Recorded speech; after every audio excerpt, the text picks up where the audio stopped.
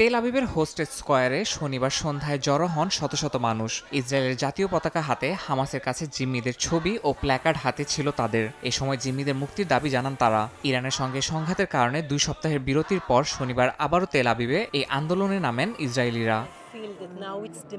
আমি বিশ্বাস করি এখন আমাদের সুযোগ আছে গাজার যুদ্ধ শেষ করে বাকি যেসব বন্দীরা এখনো গাজায় আছে তাদের সবাইকে ফিরিয়ে আনার। জনগণের সংখ্যাগরিষ্ঠ অংশ যুদ্ধ শেষ করে বন্দীদের ঘরে ফিরিয়ে আনার পক্ষে। আমি বিশ্বাস করি এখন আমাদের প্রধানমন্ত্রী বিনিয়ামিন নেতানিয়াহুর পক্ষে সঠিক কাজটি করে সবাইকে ফিরিয়ে আনা।